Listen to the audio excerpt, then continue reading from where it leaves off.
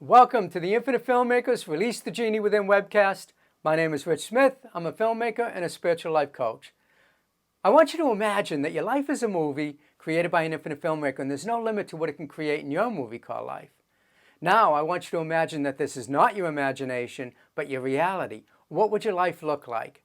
That's what we're going to explore in this web series as we introduce you to the infinite filmmaker that's creating the movie of your life that's perfect, whole, and complete. So stay tuned. Hope you enjoy the show.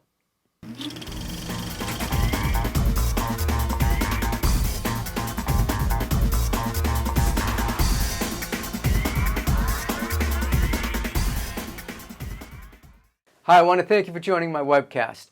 This is the first of a 4-part series on how to use the law of attraction based upon principle number 6 of my book, 52 Laws and Principles of the Infinite Filmmaker. And for this series, I have chosen Coach Kim. She's been my wife and my law of attraction coach for years. She's done some amazing work with us, and I'm really excited to introduce her to you. So enjoy the show, and I'll see you in segment 2.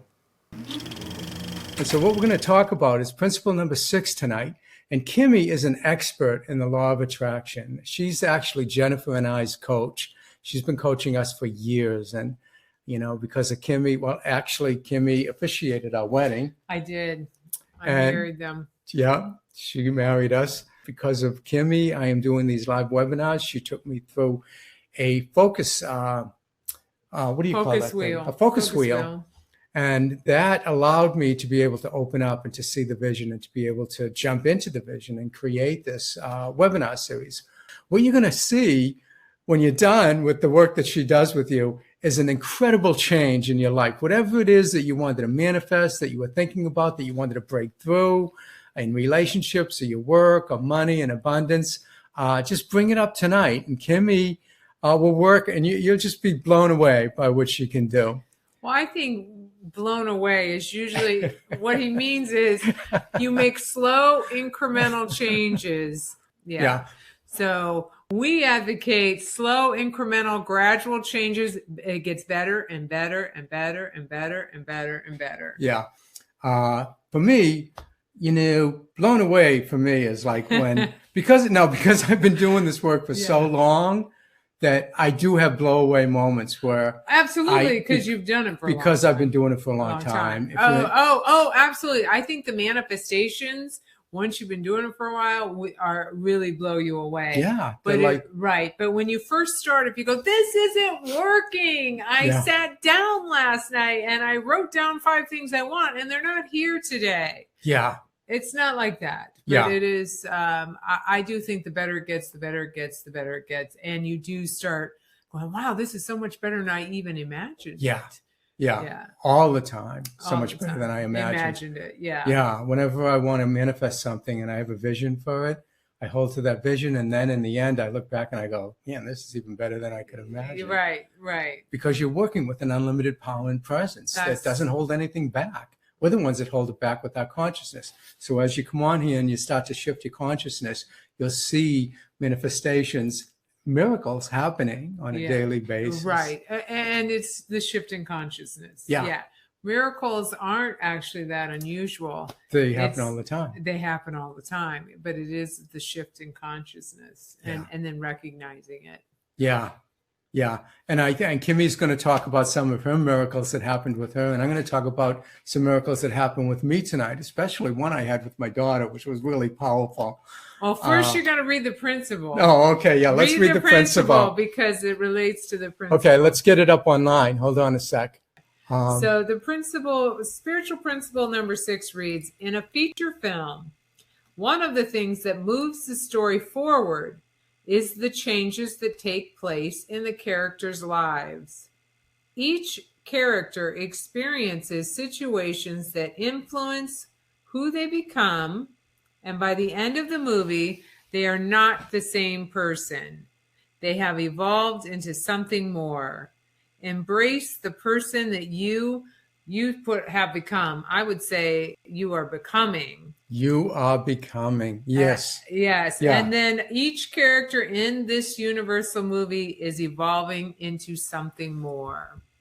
I love this principle, and we've been talking about it all week. And was able to bring it into every day when I would come into a room. I had a meeting today and I actually read it before I went in, realizing everybody in that room is becoming more. And how can I inspire them in that becoming and relate to them in a way that uplifts them into that greater yet to be. So it was really powerful for me. I used it every day. I was mindful and I would read it. So what happened in that meeting? I'm curious. It was really great. It was actually about the foundation and somebody's asking for money. And we had a really great dialogue about what they could do with it and where they're going and how we could help each other. And it just was a really nice, uplifting, inspiring meeting. Yeah. That sets up a vibration. So you paved the way for something. Correct. You walk in there pre-paved, ready to try and inspire, and everyone's becoming and realizing everyone in that room is becoming and wants something more. Everyone does. And it just gives a whole different perception to how you walk into a meeting. Yeah. Yeah. And so I also used it this week when a coworker was being difficult, and I thought very difficult. And as I brought this principle sort of to the forefront of my mind, instead of going, "Are you kidding me? Are you crazy?" You just kind of go, you know what? She's becoming more. We're all becoming more. And it really shifted the way I then responded to her and interacted with her. Instead of kind of clamping down and getting upset and having a verbal exchange that would have been detrimental to both of us, I was able to just move on, think she's becoming more. And I don't have to know how that is, but it helped my exchange with her.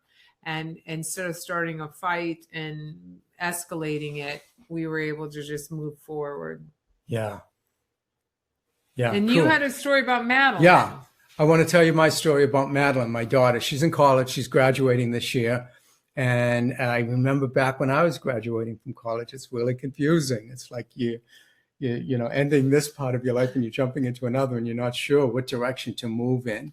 She's changed her major a number of times in college, which was okay with me because I wanted her to explore and try different things. That's what I believe college is all about. And so she came to me, we had dinner. She actually was in town for 2 days to work as an intern, a PA on the Avengers movie, the new Avengers movie. They were doing a reshoot. She came and worked for 2 days on that. And then in the summer, she's going to go back and work as an intern. And they're shooting it out of state. So they're going to put her up in a hotel and stuff and have her get that experience. She majored in filmmaking. She's tried production. She says, "Dad, I don't like production. I want to be an executive producer." Actually, the way she put it was, I don't want to be broke like you my whole life as an independent filmmaker. She said, "I want to be an executive producer and make a lot of money." And I said, good, smart girl. She's very smart. So she'll do well. Actually, her first major was business marketing. After 2 years, she changed to filmmaking. So she kind of has both covered. And this is where the miracle happened when I used this principle this week, because she sat down and talked to me and she said, "Dad, I don't know what to do with my life." And she was really nervous and anxiety ridden over it. And that's over dinner. That's how we could talk about something else. And we kept coming back to the same thing. She'd just go, I don't know what I'm doing with my life, Dad. I'm really confused. Can you give me some advice? And, you know, I said to her, you know, the advice I gave her was to just live in the moment for today. That's it. That's all she has to do. Yeah. We were talking about this earlier before we started. Mm-hmm. That you don't have to try so hard to make things happen. Right. You just live in the moment and allow her life to unfold in perfect order. Right. Now, it's tough. Yeah. Trying to tell a teenager to allow your life to unfold in perfect order. Yeah. Sometimes they feel like that's not very helpful. Yeah, exactly. Right. So I had to come up with some other advice. And I couldn't really give it because other than my spiritual background and the things that I teach, It's like you just have to get in the flow and allow it to know that there's a high, I mean, you can't say this to her, but there's a higher power that's, Yeah. that is there, that's available to you to use anytime you want. And through your consciousness, you can tap into that higher power and you can use it to manifest whatever you desire, and just be still and listen to the still small voice. That's what I wanted to tell her. Could I tell her that? No, not at this point. So I told her, just go to the set, talk to everybody she can talk to, and see what they're doing. What is the prop department doing? What is the costume designer, the makeup people? Find out what they're doing on a daily basis and see if they like it. See if it's something that vibrates with you. If it does, then look into that. Right. And that's all you have to do. The rest is all being taken care of. It's, there's no miracle that she is working as a PA on the Avengers movie. Right. I definitely think it's to soothe her. You can always say it's very normal not to have it all figured out when you're in your senior year of college. Yeah. It's normal to be nervous when you're coming up to that point of like, oh, now I'm just going out into the big world and I have to have everything figured out before I get there. You don't. Life comes at you. You'll make one decision in the moment after another decision in the moment. And like you said, it will just flow from one thing to the next thing, just like everybody else did, really. Yeah. And you change your mind.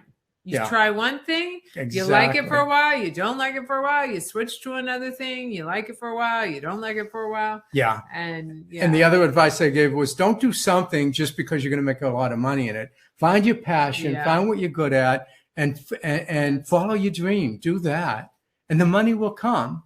That's good advice, because you can never get paid enough when you really don't like what you're doing. No, not at all. Yeah, it's really painful. Not at all. Much better to follow your passion. Yeah.